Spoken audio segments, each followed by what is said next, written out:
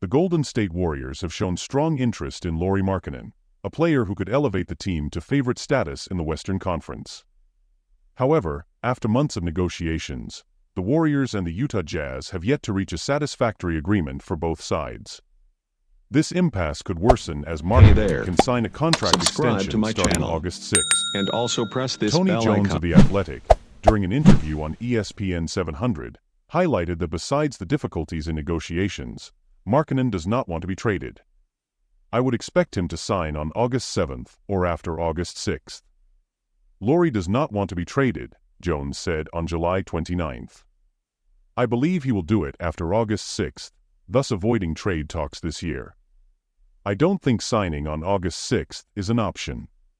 We are almost 100% sure he will sign on August 7th. Jones also mentioned the strong relationship between the Jazz and Markkanen. He noted that the player and his family have adapted well to Utah and that Markkanen has formed a close relationship with coach Will Hardy, who managed to unlock the player's potential. Lauri has really adapted to Utah. His family has adapted to Utah, Jones said. The Jazz can trade him between now and August 6th, and Lauri knows that, but he has formed a very close relationship with Will Hardy, who has really found a way to unlock his career. For the Warriors, the need to improve the roster is clear. After finishing 10th in the Western Conference last season and losing in the play-in, they added players like Buddy Hield, DeAnthony Melton, and Kyle Anderson but still need a star like Markkanen to become one of the top teams in the West. Despite these concerns, Warriors owner Joe Lacob expressed in an interview with Tim Kawakami of The Athletic that the team is still focused on winning championships. I think the window is probably longer than people believe.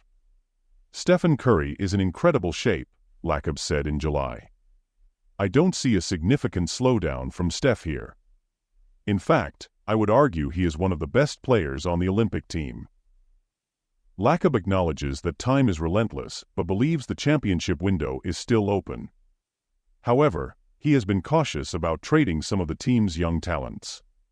When asked if Brandon Podziemski is the player the Warriors don't want to include in a trade package, Lacob replied, "I'm not going into details like that, no way, but I don't want to give him up or JK." If the Warriors can find a deal for Markkanen that makes sense for both sides, hesitation in trading Podziemski could be the deciding factor between winning a championship or not.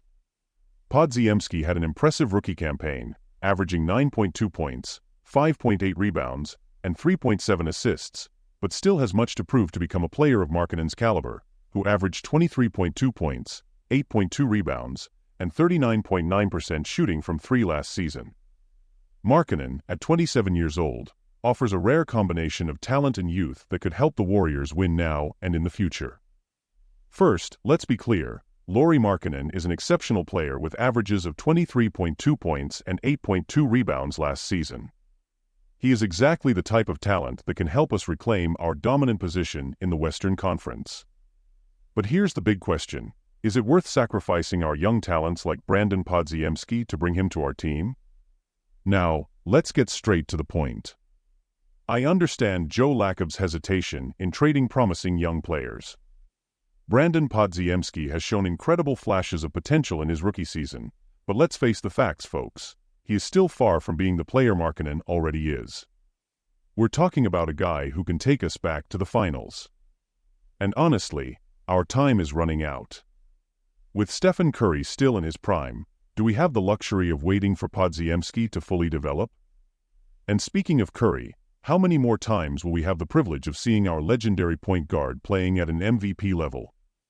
The window of opportunity will not stay open forever, and that makes me question our management strategy. Joe Lacob talks about winning championships but is hesitant to make the necessary trades. Are we really committed to this win-now mentality, or are we letting nostalgia and hope for future development cloud our judgment? Tony Jones recently said that Lauri Markkanen does not want to be traded. Well, that's a problem, but it's not an insurmountable obstacle. If there's one thing we've learned about the NBA, it's that anything is possible. Players' wills can change, especially if they see a real chance to win a championship. And let's face it, Utah might be a good city, but it's not San Francisco. Now, let's talk about you, the fans.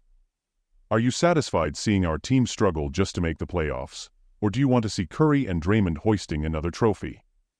Because that's what we're talking about here.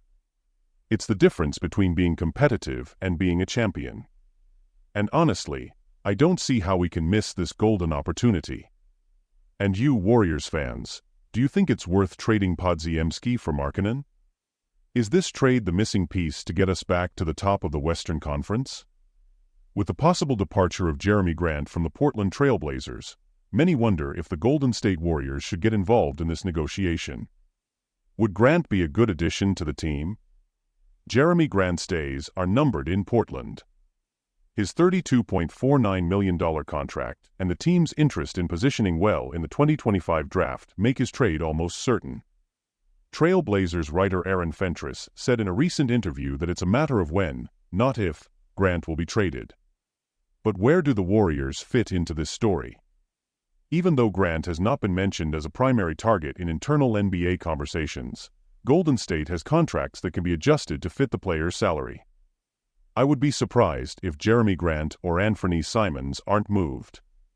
I've been told that's definitely the goal, that one of the two will likely be gone before training camp, Fentress said. According to Jovan Buha of The Athletic, the Warriors would need to give up 2 first-round draft picks to close a deal for Grant. Although losing future picks is not ideal, keeping young promises like Brandon Podziemski and Jonathan Kuminga is the priority, according to Joe Lacob and Mike Dunleavy Jr. Grant would bring defense and experience to the Warriors, characteristics that could be valuable in the quest for another championship. Although he is no longer the same player who shone with the Denver Nuggets, his veteran presence could help stabilize the team. And what about Andrew Wiggins? After helping the Warriors win the 2022 championship, his last 2 seasons have been inconsistent. His $84.6 million contract makes him a logical trade candidate, especially to balance the payroll with Grant's possible arrival. Grant could also be a plan B if the Warriors fail to acquire Utah Jazz All-Star Lauri Markkanen, who might come at a more affordable cost. So folks, let's get straight to the point. The burning question: should the Warriors invest in Jerami Grant? Look, I know many of you have strong opinions about this, so I'll give mine right away. Grant is a talented player, no doubt, but is he worth sacrificing 2 first-round draft picks? Let's break this down. First, let's talk numbers. Grant has a $32.49 million contract.